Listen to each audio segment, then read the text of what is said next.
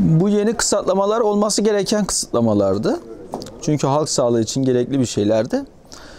Yalnız ticaret olaraktan, esnaf olaraktan tabii ki biz etkilenme yaşıyoruz. Yapacak bir şey yok. Aşı haberlerinin gelmesi bizim için çok çok iyi. Tabii ki yerli aşımızı kullanmamız daha da iyi olacak. Yerli aşımızı kullanana kadar halkımızın, vatandaşımızın bu kısıtlamaları en iyi şekilde değerlendirip daha fazla kısıtlamaların gelmemesi için sosyal mesafe, maske kuralları, temizlik kurallarına uyum sağlaması lazım. Yani yapacak bir şey yok şu an itibariyle. Beklemedeyiz. Vaka sayılarının artmasından dolayı bekliyorduk.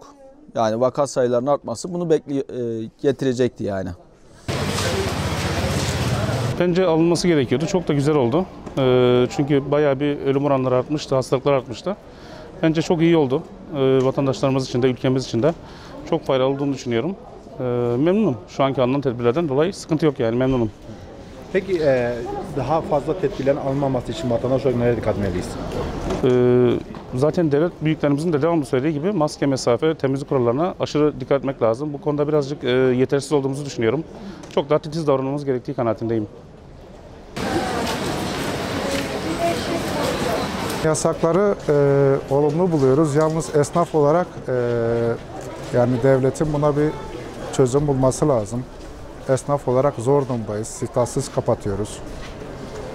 Ama insanlarımız da bu şeylere yani uyması gerek. Bakıyoruz ağzında maske, çenesinin altında, sigara içiyor caddede, toplu oturuyorlar. Yani insanlarımızın dikkat etmesi lazım. Başıboş gezenlere özellikle seslenmek istiyorum. Yani onların yüzünde esnaf kardeşlerimizle bizler de zor durumda kalıyoruz. Yani herkes sosyal mesafeye, maskeye, temizliğe, hijyene dikkat etmesi gerek diye düşünüyorum. Tabii ki devletin yaptığı şeyleri destekliyoruz. Yalnız cumartesiden sonra olması daha iyi olurdu bence. Cumadan değil de cumartesi akşamdan. Çünkü cumartesi akşam ve pazar günleri genelde eğlenceler,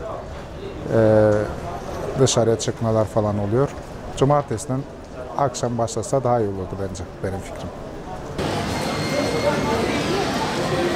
Millet umursamıyor. Çoğu insan hastalık yok diyor. Yalan diyor, inanmıyorlar. Sigara içeni mi dersin, yemek yiyeni mi dersin, umursamıyorlar. Bence biraz daha arttırmaları gerek. Mesela buraya şu anda öğlenden sonra baksan buranın haline kalabalıktan geçilmiyor. Maskesiz, sigara içeni mi dersin, hepsi var. Bence biraz daha arttırmaları, yani benim görüşüm öyle. Yoksa bundan başa çıkamayız.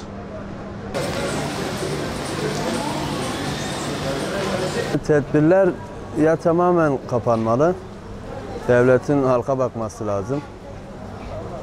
Yani kısa süreli tedbirler pek önlem olduğunu sanmıyorum. Vakaların da düşeceğini sanmıyorum. Devam edecek gibi. O şekilde. Kurallara uyulmuyor. Pek uyulduğunu sanmıyorum. Bu virüs varsa 15 gün kapansın, 14-15 gün kapansın. Tamamen iş yeri sahibiyim. Bu dükkan da benim, müessese de benim. Tamam mı? 15 gün kapansın. Aklı başında kurtulak şu pislikten. Ama bizden olmaz yalnız. Dünyada bu. Dünya bundan kurtulacak. Dünya birbirine entegre olmuş artık. Yani Antarktika'daki bir virüs burayı etkiliyor. Çünkü hep birbirimize gidip geliyoruz. Onun için dünya buna tedbir alması lazım. Bizim burada tedbir almamız boş. 15 gün kapatılmasını ben istiyorum şahsen. Daha geniş kapsamda istiyoruz yani biz bunu. Bu yetmez. Ne gibi? 15 gün, 1 ay sokağa çıkma yasağı getirsin. Bunu istiyoruz sadece biz. Şu anda bu tatmin verici değil, az bu. Neden? 2 gün ne oldu? 2 günde bir şey olmaz ki. Genel yani bu 2 günde çözülecek iş değil yani. 15 gün çözer bu işi. Doğru mu? Ya benim görüşüm öyle.